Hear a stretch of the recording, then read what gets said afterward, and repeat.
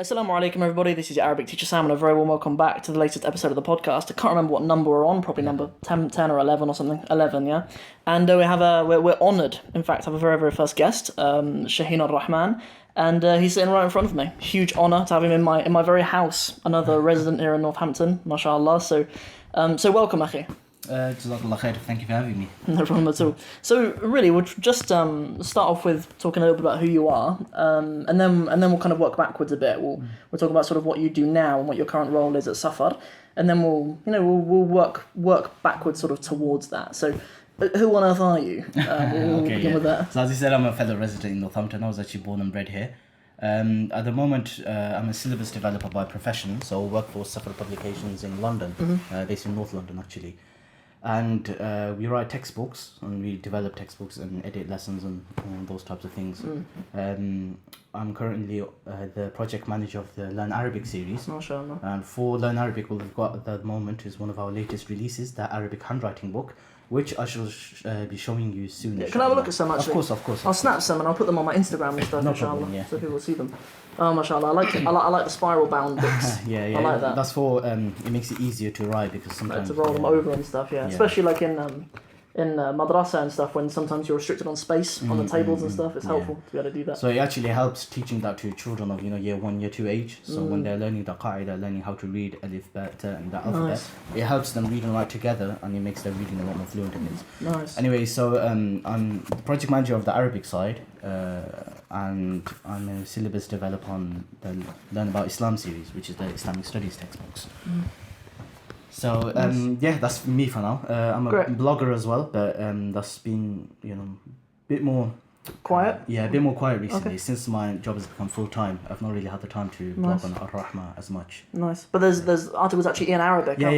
We've got most of the articles are in all of the articles are in English, and we've got Khutbahs, which I used to prepare when I led Jumu'ah and Eid and Jumu'ah. So those are in Arabic, and we've got PDFs of those. So there's a whole section in the Khutbahs. You could probably put the link in the description box. And in English, we've got a lot of different articles, and there are about 2 or 3 related specifically to Arabic as well. Nice. There's actually one khutbah called إحياء اللغة العربية. And so that's obviously about Arabic in Arabic. So, that's nice. Well, like I wanted to introduce my audience a little bit to the Safar Islamic studies books actually, because it's something like a lot of the time I find it's quite difficult to actually design children's books in a way that's not like tacky. Like a lot of the time designers think, okay, for its children's we just need like bright colours and stuff. But like the design is just really beautiful of the Safar books. Like that's something that I assume like a lot of the budget goes on that, and like it's something that the company obviously should be really proud of and stuff. Yeah, absolutely. So we've got the primary syllabus, which you've obviously when you're in Cornwall. Yeah, I've used it for you. So textbooks 1 to 6 is from the primary syllabus, and what happens there, the style is obviously really different. The size of the books are different, and the illustrations and the font size and everything will be age appropriate. So one of the salient features you could say of Safar Publications is that all of the textbooks are academically age appropriate. So the textbook 1 will be suitable to teach to a 4 or 5 year old or 5 or 6 year old. You could do that. Whereas a textbook 5, for example, it wouldn't be suitable for someone in year 2. Right. Yeah. Somebody who's had at least year 5 education in the UK or at that standard and above can access that. So this one, for example, I've got in front of you, textbook 7 is whoever's had a year 7 education in UK, mainstream education, they will be able to understand this level of language, and obviously anybody above that. So I've seen 20-year-olds really enjoying this work, and because it's secondary, the illustrations are really different. It's a completely different style now. The size is different. It's a lot more school textbook style. We've got bespoke illustrations here. They're not stock illustrations. These are we've got a proper illustrator who illustrates specifically for our textbooks. But they are beautiful, mashallah. Yeah. I think it's one of the things that I'd love to have for my workbooks, for my program, my Arabic in 60 Steps program. I'd love one day to have like bespoke illustrations and stuff in the books like that. Like whenever I just kind of imagine and sort of try to visualize a little bit what I'd like my curriculum to be like one day. I sort of have that sort of stuff in mind. So if I can bring you a bit onto the Arabic syllabus that you're doing at the moment. So like, so firstly, I guess who is the Arabic syllabus for? Like what age group? The is that Arabic for? syllabus, long term, inshallah, will be for all age groups. So at the moment, we're going to start off with, well, what we've started off already, well, let's start off that way, make a bit more sense, is the Arabic handwriting book will be for beginners. And this could be whether somebody learns as a child or whether they're in their adulthood or somewhere in between. It doesn't really matter whenever they start this. And generally, once you get the hang of handwriting, learning letters and joining them up and creating words and things, we have fixed this, or in the academy, it's generally taught between years 1 and 2, so it's taught over 2 years. Yeah. And our textbooks will begin, inshallah, from year 3 level, so 7-8-year-old level. Okay, So nice. it's going to begin from there, and inshallah, it'll be be an ongoing project for for several years, inshallah. Nice, inshallah. So yeah, it's 'cause- not something that's going to stop at primary level or Yeah. secondary level. We'll inshallah go into GCSE, go into A level, and go as as far as we can go with it, really. Nice. Yeah, I remember that was sort of the reason why we very first started talking. How Yeah. long ago was it? It was in April. Right. It Okay. was this So April. About 7 months. about 7 months ago. Yeah. Subhanallah. Yeah. Because I just found it interesting. Because obviously in our madrasa in Cornwall, when I was living in Cornwall, we used the Safar books, and I thought like these guys would have such power to do something amazing with the Arabic language, because obviously the Arabic language is the key to the religion, isn't it? Absolutely. The Arabic language is something that generally when we find speakers of the Arabic language, it's people who have learnt from a young age and stuff as well. And outside of the Arab world, it's quite hard to foster an environment where we're raising a generation of Muslims who have a more meaningful connection with the scripture, and especially the Qur'an. And I thought something like this, if it can be made sort of a nationwide in our madaris, then it's that's a really beautiful thing, inshallah. International as well. Yeah, well, inshallah, that's we the don't objective. need to restrict of course. it to No, just the UK. But of course, UK is our primary audience. Yeah. And everything's focused around the UK, and others do take on our syllabus, but we primarily target the UK, and our standards are going to UK standards as opposed to something else. Yeah, inshallah. So what are like some of the main challenges? I know it's hard to write a curriculum. Definitely. Like, I mean, I've been building my curriculum like on my own and stuff, and like it's hard to make sure that a curriculum is sort of accumulative, that the next lesson doesn't kind of bring in stuff that they've not been equipped with in the previous lesson and stuff like that. It's really hard work. So like, and especially like, I remember when we first had our first conversation, like you're mainly from a background of studying Arabic from a mainly Islamic perspective, like classical, traditional, like studying Nahu and Sarf and Balagha. And that was why it's quite interesting to have a discussion myself, because I never really studied that formally. Yeah. Like I went from like straight to like an academic, almost like secular study of the Arabic language, really. Yeah. So what challenges have you come across? Have there been any challenges in particular putting together a suitable Arabic curriculum? We're actually going through the challenges right now. Yeah. That's our stage. When it comes to the Islamic studies bit, this was all prepared before I joined.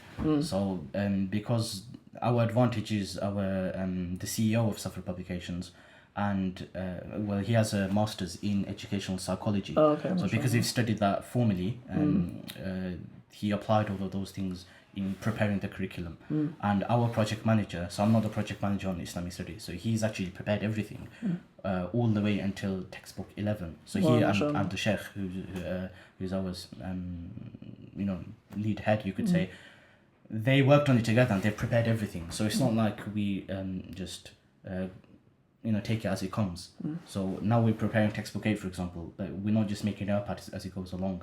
We've prepared everything all the way into textbook 11. So we could tell you which chapters are in textbook 9, which chapters are in textbook 10. So that way you can ensure everything's accumulative and nothing's repeated. And this actually is another feature we find in our qaida. When people learn how to read the language, then we've got levels. So we've got level 1, level 2, level 3. So all the examples that come up, you will never find an example of a rule that you haven't covered yet, or that includes a rule that you haven't covered yet. So if you're on, for example, Ikhfa, and you haven't covered med yet, so you wouldn't find something like Anbiya, you wouldn't find that word in there. So although the Ikhfa is in here, that's probably not the best example, but the med would have been covered, so that you'll find in a different level. So that types of things, we've applied that across our different curriculum, across our syllabi. And in Arabic, we're actually going through that right now. So we've not developed a syllabus yet per se, but we're still in the process of doing it. So we're still taking the ideas, we're still trying out different methods. So we did prepare, several lessons of a particular style with a specific vision. We tried it, and then we thought, let's probably try something else and see what works better and all those types of things. We are actually going through these difficulties right now. It's really hard to do. Like, because in my book 2, my students are currently on the book 2. And like at the end of every lesson for book 2, there's like a passage in Arabic that I've written myself. Okay. And so it's not like organically taken from poetry or a novel or anything like that. It's something that I've written specifically to demonstrate the grammar that they've learned in that lesson and maybe previous lessons. And I'm always catching myself, man. Yeah. Like, I'm always catching myself. Like, students who haven't learned idafas yet, I realise when I'm writing the text for that, I've included a couple of idafas in there and stuff. Like, I'm always spotting those things and stuff like that. So that's really tough. So those types of those types of writings is what are what students can get put off by. So I remember when we were studying one of our earlier texts in the first year.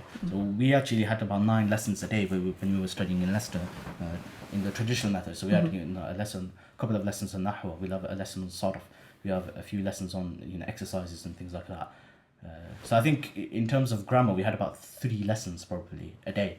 Yeah. Wow. Okay. And in one of those, it was that we've just found quite difficult for some reason. And I think the reason was, objectively speaking, it wasn't really difficult, but because our level was something else, and then the examples there was something that we haven't really covered before, or the vocabulary we haven't covered yet because we focused on other things, or you probably have to prioritize or something. So it does happen. So when you have examples that somebody hasn't covered yet, it could put them off, or it could be something that they can learn new. Or the third one is probably the worst one, where you think you know it, and then later on you're gonna have to correct it. Right, okay. So that's usually not helpful. Yeah, absolutely. Because you have to learn something wrong in order to fix it. Like as the sort of the pace of my course is self-directed, really. Like students get access to it, and the how quickly we move on to new topics is quite quick, and it's quite clear to students that they have to do their own due diligence, really, that they have to do their own.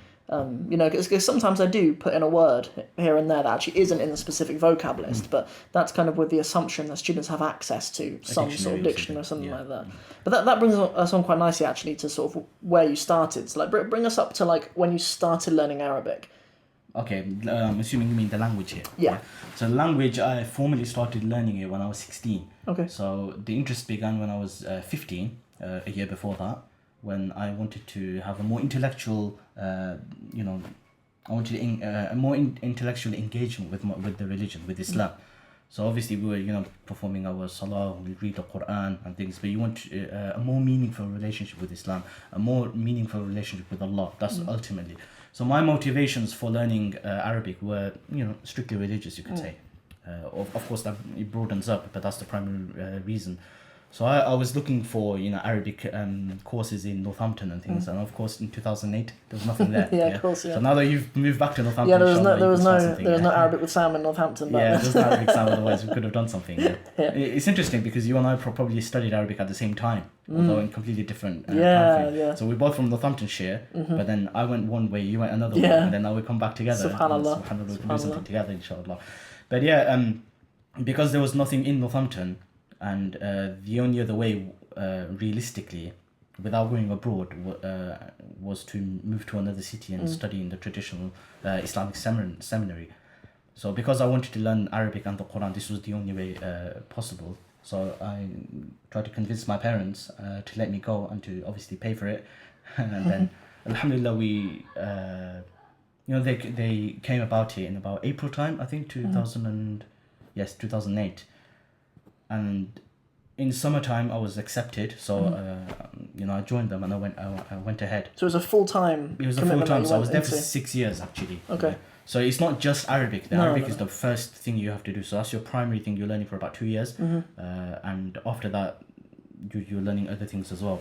Well, the first year is only Arabic. You're literally doing nothing else but Arabic. Then, of course, you have to study fiqh as well. You study tafsir, the Qur'an. You want to study hadith. You want to study aqidah, theology, and whatever else.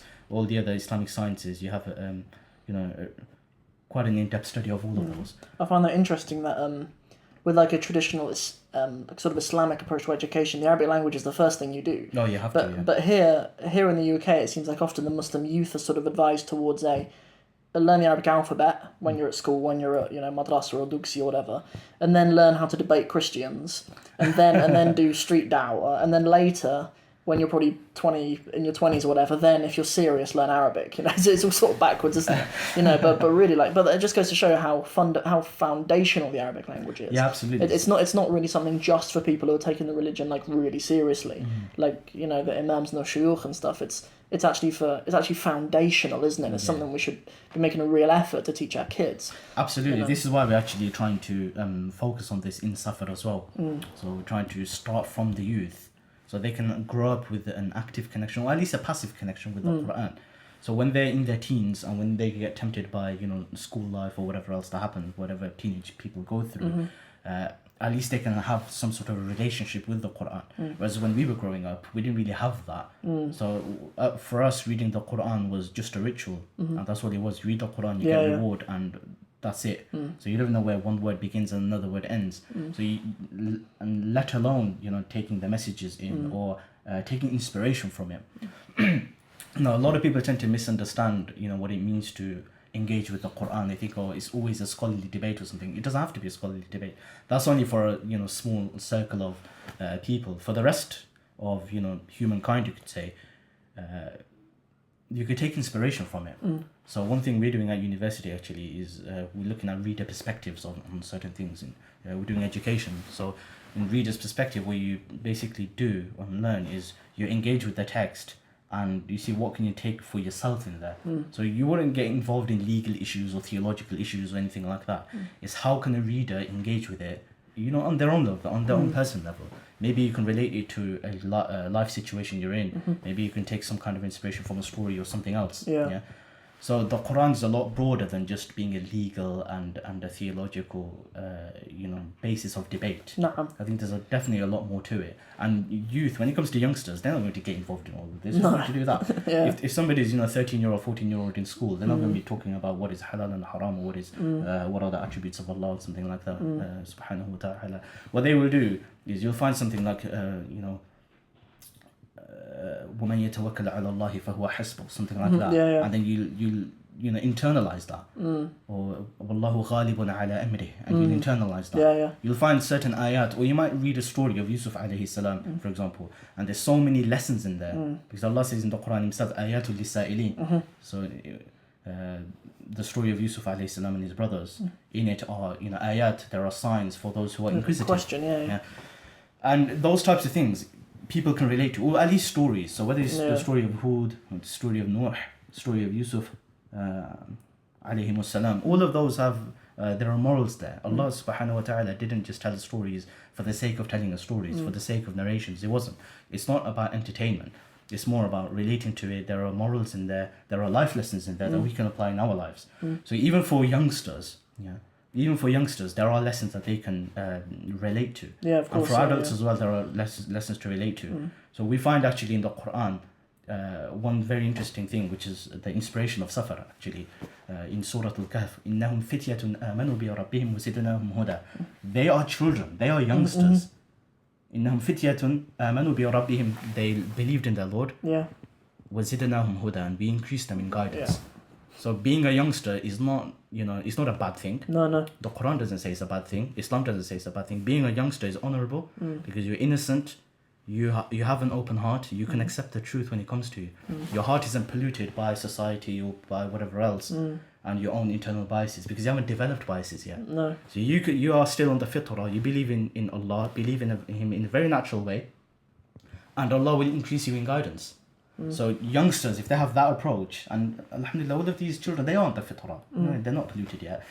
And inshallah, through learning Arabic, they don't need to be polluted. So one of our teachers, one of our more recent teachers actually, in Arabic, he used to tell us that with Arabic, learning Arabic is not just for your tongue, it's actually for your heart as well. Okay. So he says, Islahul Janan qabla al-lisan. Okay. So this is his approach actually. He tells all of his students, تعلموا العربية على ترتيب الصحابة وفهم الصحابة. Okay. So learn Arabic according to the method of the Sahaba, as in learning naturally, learning organically, learning through engaging with it. وفهم الصحابة, and with the understanding of the Sahaba. Why did they learn Arabic? Well, obviously there were there's different reasons, but what did they do with Arabic? And how did they keep it alive? And what was their understanding? Yeah. And how did they view the world? So that's how you engage with Arabic. So of course, like, as you said earlier, it's the key to the religion. It's miftah Islam, you could say. Yeah, of course, yeah. So if it's a key, then that means you need to open something else with it. You don't just focus on the language No, exactly, itself. yeah. Although it is beautiful and you can engage with it. You can spend your life on Arabic. Yeah, it's a beautiful key, but it unlocks Absolutely, a beautiful house as well. Yeah. Yeah. So if you have a broader vision, then you can appreciate the depth of the language in many different ways. Yeah. So even if somebody is interested in theology or in comparative religion or whatever else, then they can, use Arabic to appreciate a lot of other things. Yeah, of course, yeah. So, really nice, mashallah. So, and then as well, so you went to Leicester, right? Yeah, I studied you went to Leicester for 6 years. 6 years, yeah. That's why you could tell my accent is changing. I'm trying to People tell me there's like a Northampton accent. People have come, but I've never. I suppose my family from here originally, so like. And I never really thought about what a Northampton accent is. There definitely is a Northampton accent. I know what a Cornish accent is, but I don't think I can really acknowledge or. About 10 years ago, I didn't really realise what a Northampton accent was as well. And when I moved to Leicester, and I was there for a few months, or a year or two, and then when you visit Northampton in the holidays and things, and you see our old friends or relatives speaking, then you realise how it does have a distinct accent. It's a very distinct accent it's got. So you, in Leicester, what was the Arabic program like? Like what was the focus like in the beginning, and sort of how often were you studying? Oh, we were studying every day, Monday to Saturday. Okay. So Monday to Friday was 8 till 4, and Saturdays was 8 till 11:15 in winter, 11:45 in summer, because of the what time it starts and everything. So actually, I think it was 11:50, something like that. It was half a day on Saturday. Yeah. So Monday to Friday was a full day, and what we did, we had the same subjects every single day. Okay. Yeah, and from third year, fourth year onwards, sometimes you have something 2-3 days a week. The other one, another 2-3 days a week. Something like that used to happen as well. So we started off with you start with nahwa, you start with sarf. These are the two main things. You start with vocabulary and basic grammar rules, and learn more vocabulary. These are different lessons, by the way. But by the way, just before we continue, had you studied other languages before that? I studied other languages before that? In school, we did a bit of French because you had to. Okay. Yeah. No, that was completely different. And what's interesting is, very interesting is, I find interesting. Yeah. I'm not sure if you would find it interesting. Is when we went to Leicester, because everything was taught in another language, so we didn't learn it in English. And we weren't taught in Arabic. Right. Okay. We were actually taught in Urdu. Okay. Okay. Now, because I'm Bangladeshi, I didn't speak Urdu. Yeah. So I grew up bilingually, which is actually another, perhaps a conversation for another day. How was it being a bilingual child? Yeah. So I was already, alhamdulillah, good at languages, but I didn't really learn another language. So I realised that when I was learning French, I was actually quite, good at it. Okay. Although I didn't want to take it up for GCSE or anything like that. Because I noticed that, like I encourage students in the beginning at least learning Arabic as a science. Yeah. Like I encourage I encourage a scientific approach to learning exactly what the rules are and understanding the mechanics and the nuts and bolts of it. Yeah. But what I find is, especially with beginners who grow up in this country especially, is that the language learning experience is completely different to what they're used to. Like they come to me, and like I don't really do private lessons anymore, but when I used to like teach kids privately and stuff, the parents would think it's such a different experience to what they're expecting. Like at school, their kids do like French or Spanish or whatever, and they're learning to say like hello, how are you, do the numbers and colours or whatever. And then I have to explain to them that the numbers and the colours in Arabic are some of the most complicated bits of grammar that there are. So what happens here is a lot of parents or teachers as well, sometimes students, everyone can misunderstand how people learn. And people learn in different ways, and that changes with age as well, especially with language acquisition. So when it comes to people under 4 years old and things, they can pick things up intuitively. And when they're 6 or 7 years old or something, they can still learn it, through those colours and numbers or whatever else, ignoring Arabic and ignoring the different tamyiz that we have and whatever else. They can still learn like that. But when they're adults, they can't really take that intuitive approach anymore because they've just changed. They're developed people. Now you have to go down the grammar route. So when we went down the grammar route, a lot of people criticized that approach, saying, grammar is boring and how do you learn a language like that? Whereas I thought, for me, I had to do that. Because if I had the choice of taking that route or another route, I might have wanted to experience both. But at the end of the day, I think the grammar route is what I personally needed because I had a scientific mindset, I had a thinking, philosophical mindset. Yeah. It had to make sense to me. Otherwise, it just doesn't really work because you can learn the rules, and if you can't apply it, then you've not really succeeded in what you're doing. 'Cause So coming back to your question, sorry, I'm No, go jumping ahead, again. yeah, Coming yeah. back to your question, had I learnt another language? When I was there in Leicester, I was learning 2 languages simultaneously. Yeah. So before I started the first year, I was actually in a prep course because we go by the Islamic calendar, not by the Gregorian calendar. So in 2008, what happened is we finished our GCSEs and there was still around a couple of months left until Ramadan.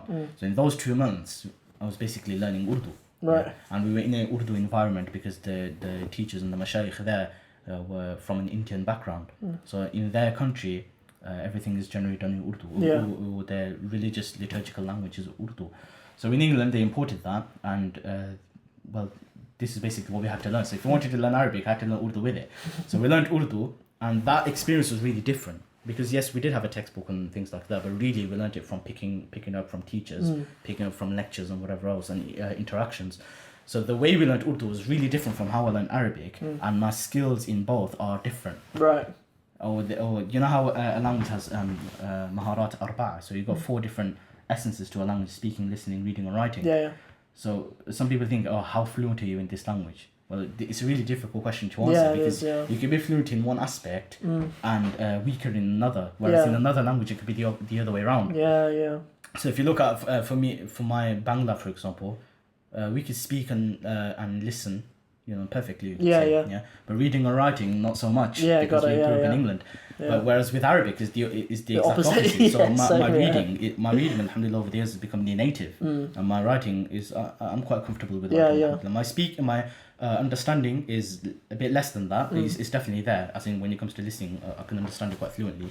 And with speaking, it's more about the exposure, and I've not had as much exposure as I would have liked. Yeah. So, mashallah, you went to Palestine and you've had your, immersion over there. Yeah. I didn't really have that as much, so Yeah. which is why I tried to do that with, the local Somali brothers here, or up north when I went to study with one of my other Arabic teachers. He's an Egyptian, so I was there with him for a while, and then we interacted with in Arabic and things like that. So I do try to keep it alive. Yeah. And I can speak, alhamdulillah, I'm quite comfortable with it, but of course I can't say it's as native as my English or my Bangla or even my Urdu for that matter, actually. Right. Okay. SubhanAllah. Yeah. So when it comes, No, I was gonna say even same for myself. Like when you're in a position of teaching Arabic, there is kind of I noticed that with languages, especially when you're talking to beginners, they perhaps don't understand how complicated the fluency level of it is, in the sense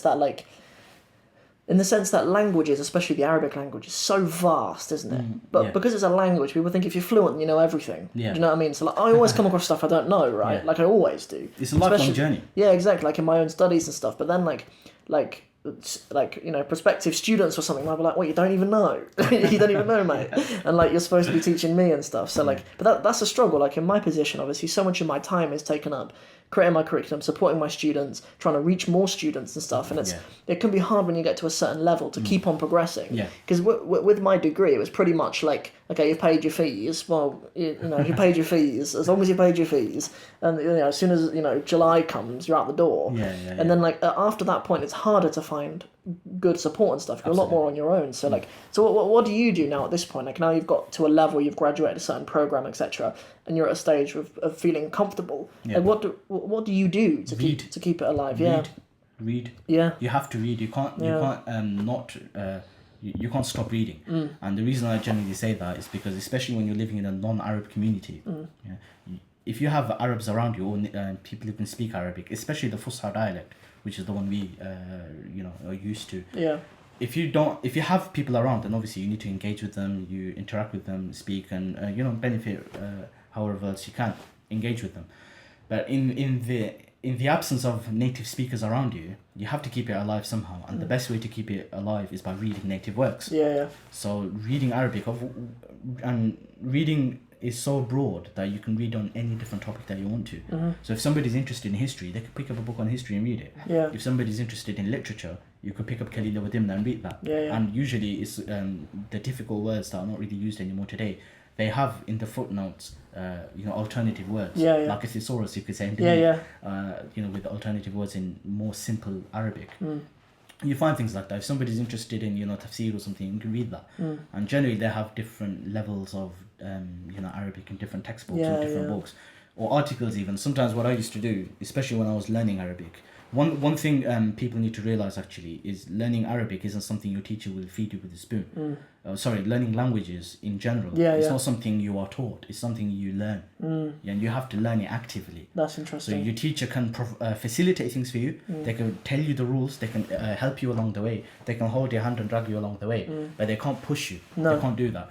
You as a student have to develop that yourself, which is why in Arabic we say talab al-ilm. So you have to search that knowledge. It's not going to come to you. So you actively search for that. And it's the same with language, which is why when we've developed our, quite comfortable, we become independent in the language. We're still not independent of it in a way that there's nothing else to learn. There's definitely something else to learn. Every time you pick up a book, every few pages, you'll find something that, I can realise this is a way you can speak as well. Definitely, yeah. And I was going to say that's the only answer I've got really, because I often sort of think like, well, the program that I offer is pretty much a year. Like some students finish it quicker, some students take a little bit longer, but like it's pretty much a year program. And like, so what after that? Like, surely you've not finished Arabic after a year. Do you know what I mean? So after that, I think all I'll do is create like a readers group or something maybe, like, because I know we were talking about sort of the four skills.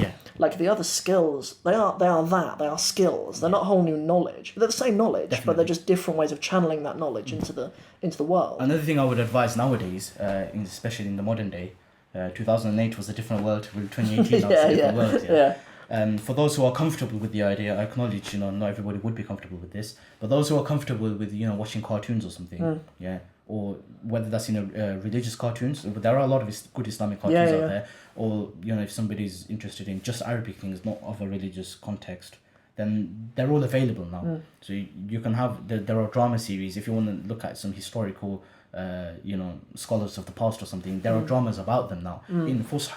So if somebody's interested in, Ammiya, you've got plenty of that stuff around here. But in Fusha, you've got a lot more things around now as well. That's true, and a lot of those are subtitled. So those who are, if they're comfortable in knowing Arabic, they can watch it without subtitles, then that's brilliant. There's a lot more available. And if they want subtitled things, then even those are available.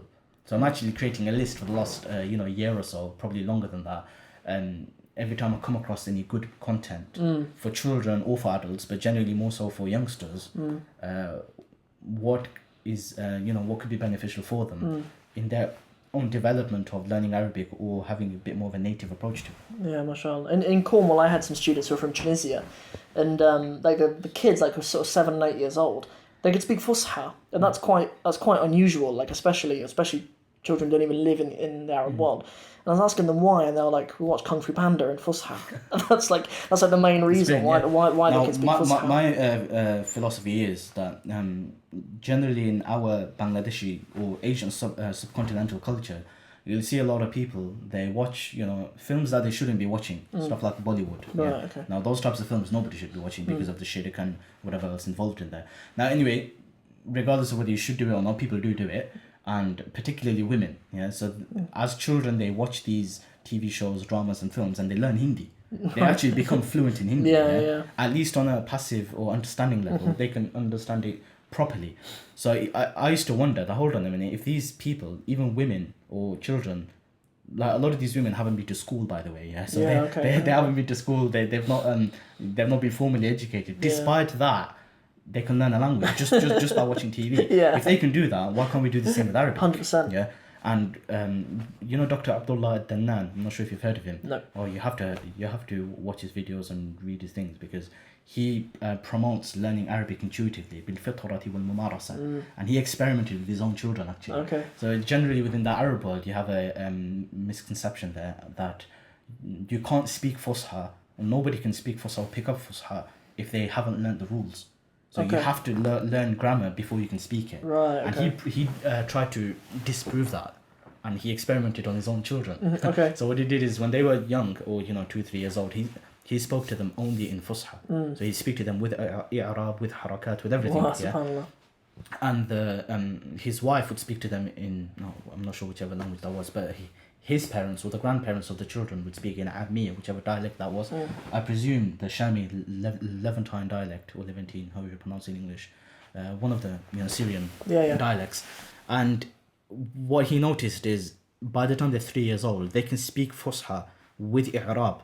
They could do Subhanallah. So he goes يرفعون وينصبون ويجرون. Yeah. Yeah. They know exactly what they're doing. MashaAllah. Yeah. And when they speak to the grandparents, they can immediately code switch and speak to them in Arabiya, and they can even translate from the grandparent to the parent. They can do all of those things, and I don't find that hard to believe at all. No. Because I grew up bilingually. Yeah. So yeah, fair enough. My parents spoke English anyway. Yeah. So they're fluent in English because they grew up in Britain as well. But they speak Bangla as well, and with us they were quite strict in speaking Bangla. Yeah. And we grew up having that. So in school, if you want to have a little code language, we had that. Yeah. So if you want to speak about something, you could just speak in Bangla instead, or do it the other way around. Or if there's somebody who came from Bangladesh and they're not really understanding English, they'll usually tell us to, interpret things for them. So we had that code switching experience, all our lives really. So because I had a first-hand experience in there, it's not a theory for me. So I've been through it myself. So I know for a fact this is definitely impossible. So they can do that without learning rules because the Arabs of the past definitely did it. How did they do it? Yeah. So this is what our Sheikh used to tell us. على ترتيب الصحابة وفهم الصحابة. So anyway, with Dr. Abdullah Dannan, you should definitely watch his videos. He's got a whole theory on it, and he's built up different organizations in throughout the Middle East called Riyad al-Atfal, I think. Okay. Some kindergarten level things with them, and he trains the teachers, the mu'allimin and the mu'allimat, to speak in Fusha. Okay. So generally everyone understands Fusha who if they've been to support the school, but they don't have the training in speaking correctly without making errors. Because if you're making errors yourself, what's your children going to pick up? Yeah. So he trains them in like a 10-day course or something, and then they have to train the children, and the children grow up, they can speak Fusha natively. Wow. Natively, and they could do that. And it's a really big project going on. I really admire that. I would love to, go That's over amazing, there. mashallah, yeah. We need to wrap it up soon, inshallah. But because we're getting a bit anxious because we need to go and pray Dhuhr soon. But all we'll do, inshallah, is just ask. You've given us lots of advice. May Allah reward you for that. I really appreciate you coming round and you coming to my house. Be first of many, inshallah. Yeah, inshallah, yeah. And you're coming and sharing your knowledge with my audience. So may Allah bless you for that. May Allah reward you for that. So we'll just end with any last advice, Akhi. And last advice is you need a permanent engagement. So as you said in one of your previous podcasts, 20 minutes a day is better than the 4-hour workshop one day. Yeah. So every day, if you have a little bit, whether that's watching an episode of a cartoon, or whether that's just reading one page of a book, whether that's you found something online, so you're just reading a little article or something, or even having some kind of exercises or transit. If you could switch your phone to Arabic, which I don't recommend if you're not too comfortable just yet. Okay. If you switch it to Arabic and you're not comfortable, then you really don't know what you're doing. Yeah. I did that once, and alhamdulillah, it was okay. Yeah. And I really enjoyed it. And but since I've got my new phone, I haven't really done it. I might actually switch it back to Arabic because it's just nice to see that every day. Yeah. Or if you've got Arab friends, then you could try to speak to them. Nowadays, because we've got the social media, we've got WhatsApp, we've got Telegram, we've got whatever else. If you can have like an Arabic group or something, it always helps because you're permanently engaging. Yeah, 100%. It doesn't mean you need to leave English or leave anything else. No, we don't need to compete with languages. We can complement the languages. You could use one to talk about the other. Yeah. And we could do that. Okay. So watching videos, reading, engaging with people, that's all you really need. Good. We just have to be permanent. Alhamdulillah, good. So just before we end, I'll just let you guys know that we are going to link up in the I think on a podcast you call it the show notes, or when this is on YouTube it'll be in the description box. Any of the links to stuff that we've talked about generally, if I think of anything else that's useful, I'll stick it in there as well, inshallah. So that's it. Over and out, guys. Assalamu alaikum wa rahmatullahi wa barakatuhu.